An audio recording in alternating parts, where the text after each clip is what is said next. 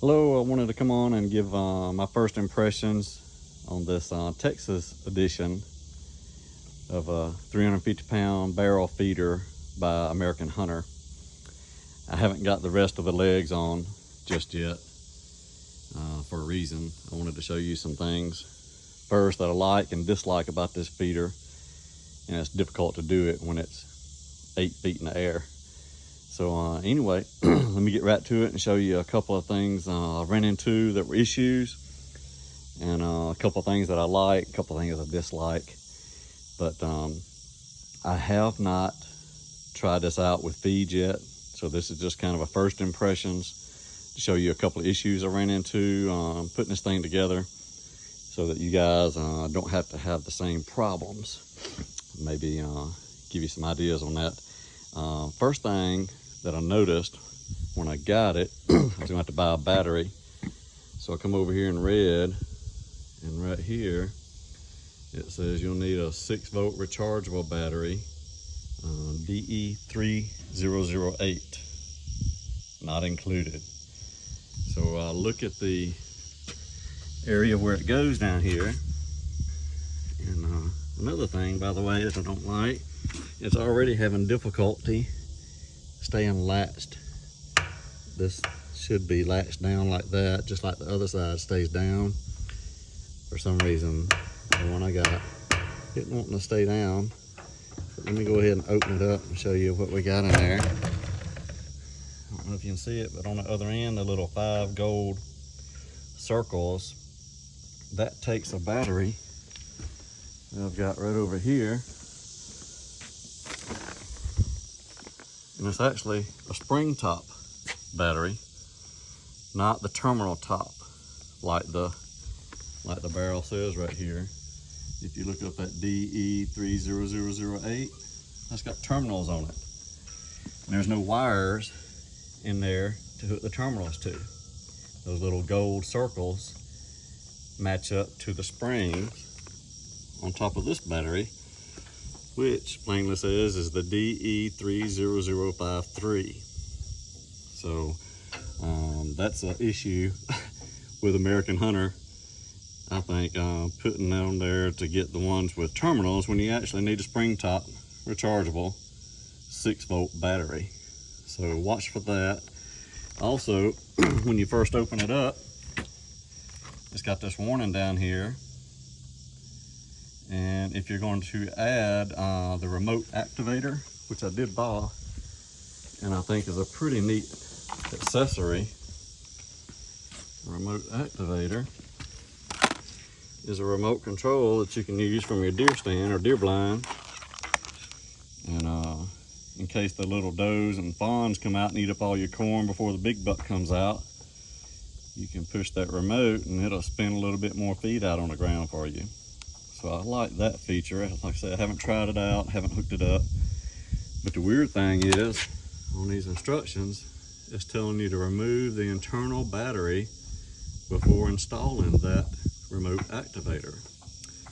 I looked around and couldn't find an internal battery. And so I knew I hadn't put that one in yet, the main 6-volt rechargeable one. And so I called customer support, and they said, oh yeah, we're just talking about the main rechargeable battery that they, by the way, had the wrong model number of, which is this one, to make sure it's removed before adding the remote activator. So that was another thing I thought was kind of odd. Should just, instead of saying internal battery, maybe just say remove battery before installing the activator. So that was kind of interesting. The other thing is you're going to have to do some drilling on this to get it set up. First I had to drill the 4 holes to add this Sunslinger. That's what they call it. Got the box over here. You'll have to mount that yourself to the bottom of the barrel, and you'll have to mark where these little 4 holes are. And there's already pre-installed nuts down inside the top of that thing. If you try to drill from this side, you're going to be boogering up your threads inside of there. So what I did was actually take the 4 screws out of here and then loosen the ones over here and take this little top off and set it on top on the barrel where the feeder hole funnel is, and just kind of line it up with a pencil and mark where your holes go and pre-drill it that way. And it'll take two people, because somebody will have to hold this to the bottom of the barrel while somebody else goes inside the barrel from the other end with the screws, because this is your nuts already pre-installed in here. So it's definitely a two-man job. And another thing I screwed up on was I didn't figure out that until I'd already installed the funnel. This is a galvanized funnel which keeps feed from staying dormant around the corners of the barrel, around the edges, and maybe getting bugs or moldy or kind of nasty corn from sitting there all year long, even all season long. This kind of funnels it all the way down to the middle. But that galvanized funnel is another thing I want to talk to you about. When I bought this, I got it from Buc-ee's in Texas. There's those Buc-ee's gas stations all over the place. Got it at a good price, 199 bucks. Go on American Hunter website, it's about $279 from there. So it's not a bad price for a 55-gallon drum feeder with everything included except the battery and the actuator or activator. But I saw the plastic funnels next to it on display. Wasn't quite sure what they were for, didn't have anything on it. Got home and started noticing a lot of people add those funnels to the inside of the barrels to help the corn stay out of the edges of the barrel. I thought it was a neat idea. I ordered one off Amazon. It came in a flat package. And once you get it, make it a funnel, you've got to screw these screws in the edge to kind of make it the correct shape. And then it's got a really snug fit all the way around the edge, which is a good thing. You want it snug, but you've got to use these self-tapping screws, and then you've got sharp pointy screws poking out all around your barrel, unless you want to try to snip them off and hope that it doesn't booger the little threads on the screw there. So definitely, if you get one of these funnels, definitely install the Sunslinger first, funnel second, and the legs last. You can't get that funnel in the barrel if you've already installed the legs and got these brackets and bolts poking through.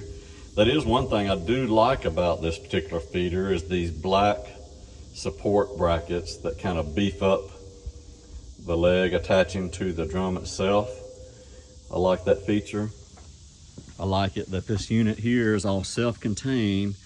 There's no wires hanging loose for raccoons to pull on and pull loose. The solar panel, you know, doesn't have to attach separately and doesn't have to have wires being exposed running to it. You don't have to drill mount it to the side like I had to do on my previous filter. There's even these cool little Picatinny rails on the side of the Sunslinger, where you might could mount a hog light or some other accessory, which I thought was pretty cool. And on this end is pop this open, and it's got your display, which I haven't got the battery in there to turn it on and display it for you yet, but that's pretty cool. The thing that I'm a little concerned about is the varmint guard. I don't know if you can see it very good. It's very small, and it seems like to me the raccoon could kind of pretty easily reach his hand through there and possibly tear up your little your feeder. So that's another thing that's got me concerned.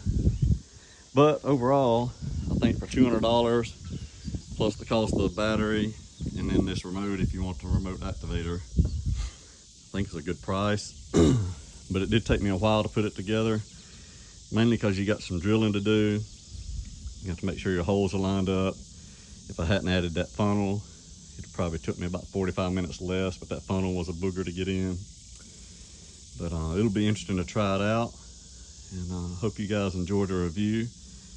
And one last thing, I did notice too, on the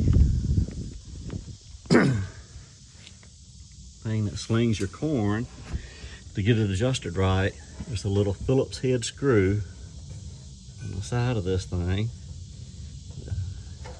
Can't seem to get it. There it is. Right through that little hole is a Phillips head screw that you can adjust this up and down depending on the size of if you're feeding corn versus pellets or something. But anyway, hope you guys enjoyed the review. Give my page a like, and happy hunting.